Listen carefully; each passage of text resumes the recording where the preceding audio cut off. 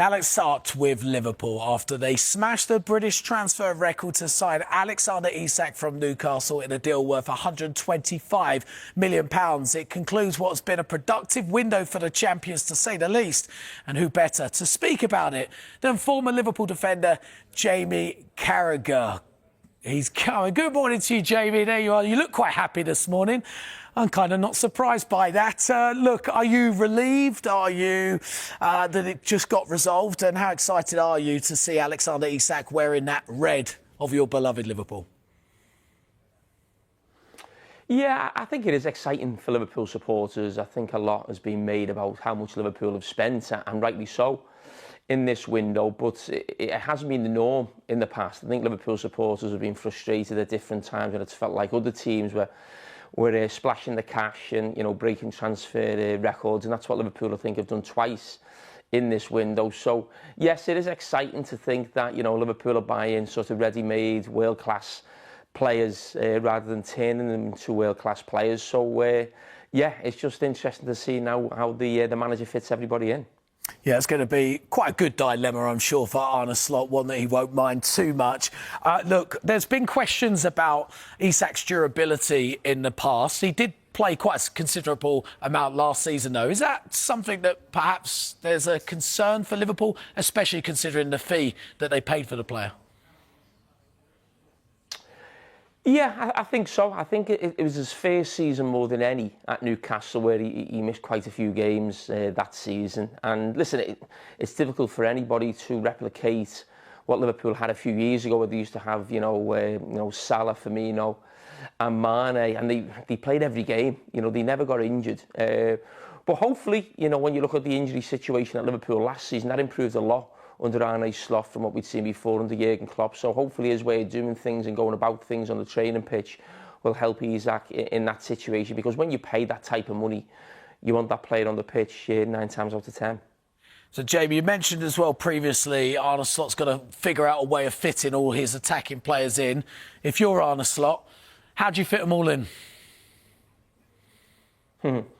Well, I think Mo Salah plays on the right wing. I think Isak plays centre forward now. I think Florian Wirtz will play in that number 10 position. And the left wing position is probably up for grabs, I would say, a little bit, with sort of Gakpo, young Rio.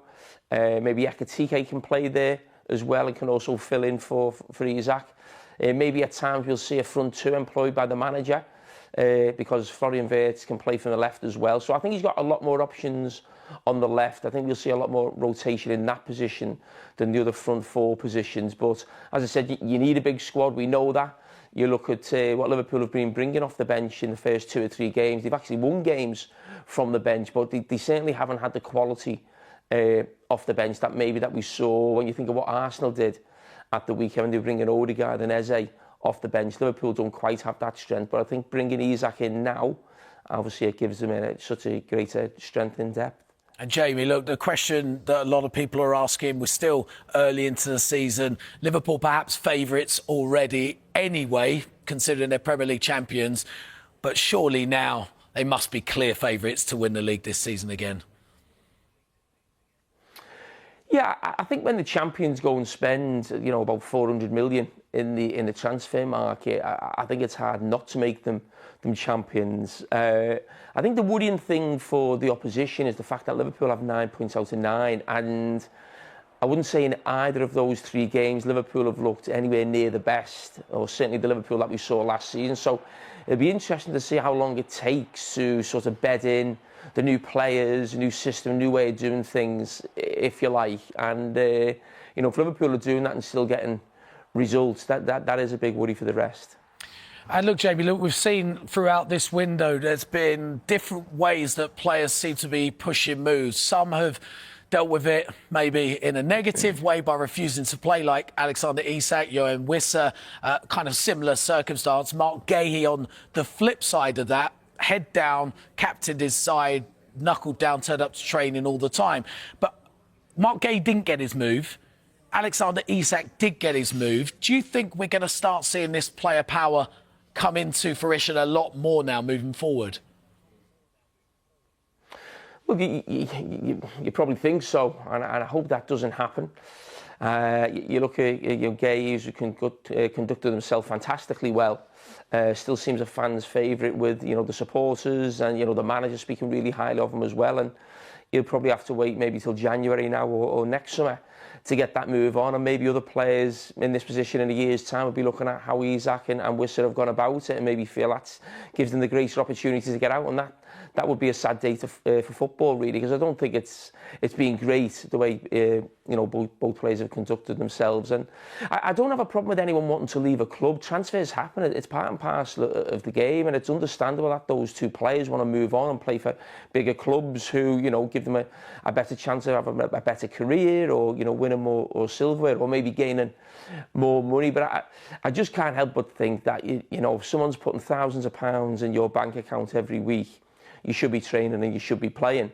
But would both those players have got their moves if that was the case? We don't know. Both players have now got what they want, and that we have to move on from that now. It's in the past for both players, and let's see how they both do for Liverpool and Newcastle respectively. Jamie, when you were playing, was there a situation like Alexander Isak, Johan Wissa, that you saw in the changing room? How was you as players deal with that situation if it arose? Yeah, there was probably 2 or 3 instances like that when I was a player at Liverpool. Certainly some as well when I moved on. I think notably with Luis Suarez as well. But players are like supporters; they can forgive really quickly, because when you're playing a game of football, you want the best players on the pitch. And if someone's giving you a greater chance of winning games, when winning trophies, you soon get over it. So I think if either of those players would have stayed at their clubs, Isak or Wissa or other players involved in transfers this summer, it can change very quickly in the eyes of the supporters, because as I said, as soon as Isak or Wissa would have started scoring goals, people are celebrating, people are hugging and kissing them, and it's all forgotten. Now let's go around and talk about Marc Guehi. Move didn't quite happen in the end. How crucial was it that Liverpool, first of all, kept Joe Gomez to make sure they had more defensive cover at the back? But do you feel like that was an area maybe they'll be disappointed that they didn't quite get that deal over the line at the deadline day? Well, they'd be disappointed because they wanted the player. They didn't get him. But I think there was a lot of talk over the summer, or certainly the last couple of weeks, saying that Marc Guehi was actually more important than bringing Isak in, which I don't agree with that at all, actually. Liverpool only had one centre-forward, so they needed to buy a striker. That was, there was no doubt about that. Liverpool had to bring a striker in, whether it was Isak or not. Liverpool have numbers at centre-back. It's just whether they have the quality. Now, what Liverpool have had in the last year, and will have now until at least Christmas, is they don't have real competition for the first choice centre-backs in Canate and Van Dijk. They have 2 backup players in Joe Gomez and young Leone, the Italian lad who's come in.